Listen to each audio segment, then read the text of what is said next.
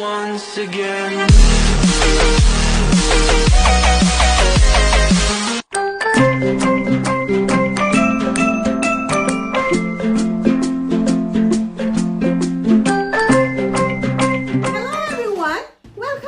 Mhelbeth's table. Today, I will show you how to make a very delicious Spanish style bangus sardines. Kaya guys, yung mga mahilig sa pagkain ng sardines, hindi na kayo bibili sa grocery store kasi you can make it on your own. At ito ay walang mga preservative, hindi nakalagay sa jar or sa can. This is fresh from your kitchen. Hatid sa inyo ng Mhelbeth's table. Pero bago ang lahat guys, gusto ko munang magpasalamat sa isang taong napakalapit sa aking puso. Ang siyang nag-request sa recipe na ito, Sister Rosalina Ancheta. Shout out sa iyo at sa iyong mga poging mga binata. Okay. And of course, shout out din kay Enrico Portugal ng Bicol at sa lahat ng Portugal family. Maraming salamat po sa pagsuporta nyo sa Mhelbeth's table. And also to Myla Jekiniana ng Rizal. Kumusta kayong lahat dyan sa Rizal? Okay, bago natin umpisahan ang pagluluto, ibibigay ko muna sa inyo ang mga ingredients. Take note guys, kaya eto na, ibibigay ko na sa inyo. Okay guys, for our ingredients, gagamit tayo ng 2 kilos of fresh bangus. 1 cup of sliced carrots. 3/4 cup of black olives. 1.5 head of garlic. 1 cup of jerkin sweet pickle. 12 pieces of bay leaves. 6 pieces of hot chili peppers.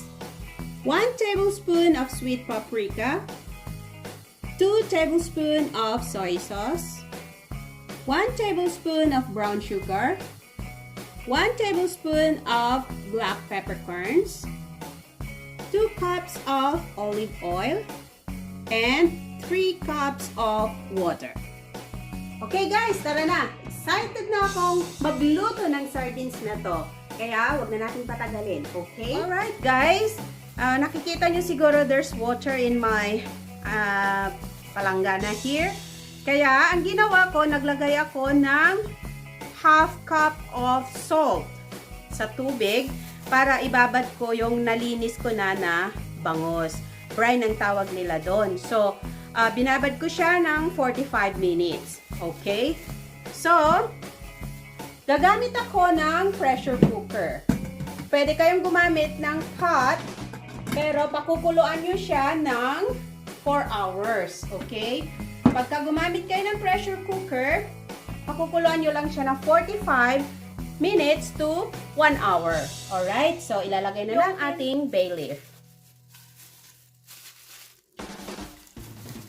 sa ilalim ng ating pot. Okay? And then, we'll put the carrots. Yan. Dahil yung ating pot ay maliit, so, i-divide natin yung ating fish para hindi siya magdikit-dikit. Lagyan din natin ng garlic and our pickles. Ayan. Alright. So, lalagay natin. Guys, yung paghiwa ko ng aking bangus ay 1.5 inch. Yun. Para hindi siya madudurog. Right? So, ilalagay ko na dyan.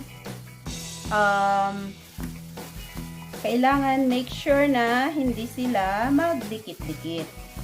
Kaliskis po ba yung bangus? Oo nga pala guys, tinanggalan ko ito ng kaliskis. Pero kung gusto nyo, may kaliskis, pwede naman din. Pero sa akin, I prefer walang kaliskis. Saka syempre, tatanggalin natin yung hasang. Diba direct? There. Medyo maganda na yung pagkakaayos. Isa pang maliit. And then, maglalagay ulit tayo ng carrots sa ibabaw. Okay? And then, yung ating pickles para meron siyang divider. hindi siya didikit sa lalagay natin sa ibabaw niya na fish. Alright. And then we'll put again yung ating buo-buo na garlic. Right? Alright. So, we'll put the rest of the fish sa ating pot.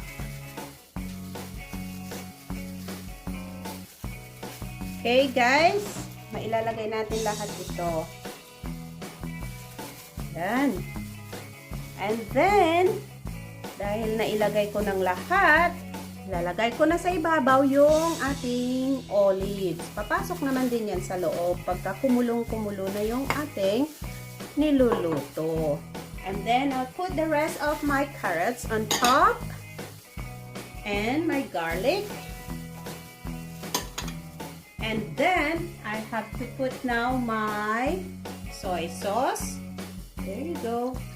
Ooh, sarap nito guys. Sarap sa agahan, ang sarap sa lunch, ang sarap sa dinner.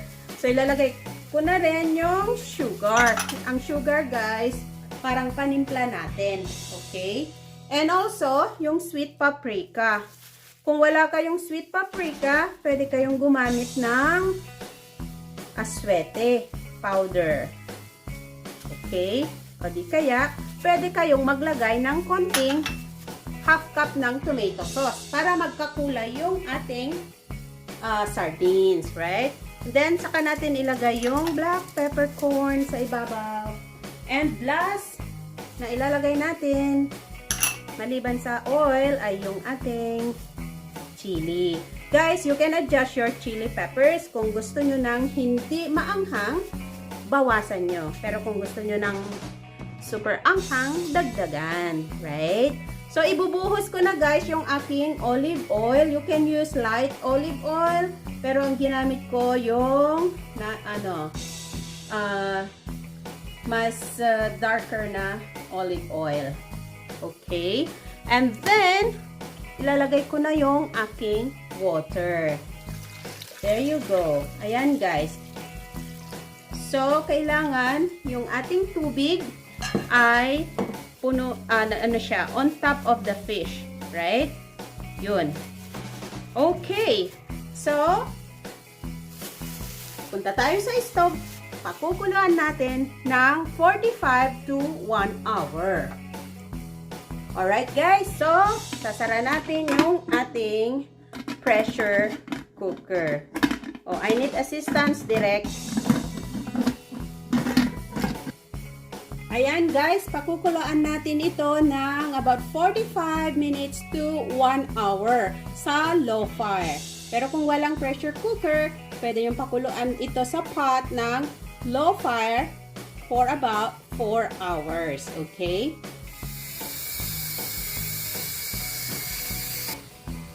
Okay guys, pagkatapos ng 1 hour, bubuksan natin, tingnan natin kung kumusta na yung ating niluluto. Ayan, make sure, be careful, pag gumamit kayo nito, kailangan alisin muna yung okay. Ayan guys, so sarap. Okay, so I think marami pa siyang sauce. Pakukuluan ko lang siya ng open para sa ganon mabawasan siya ng sauce at magkulay yung ating fish. Okay?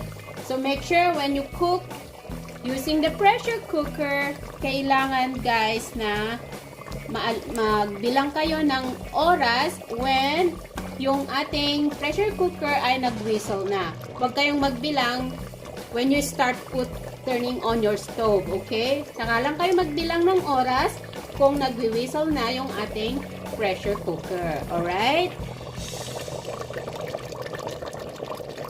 Okay guys, after about 30 minutes na pinakuluan ko siya na open, kung pwede na ito, I think okay na siya. So, ilalagay ko na sa plating para sa picture taking. Isang napakasarap na naman na recipe ang hatid sa inyo ng Mhelbeth's Table. Okay. So, pwede nyo ito guys, itago sa i-keep sa inyong fridge kung hindi nyo maubos sa isang meal. Right? So, will take this about a month. Yun.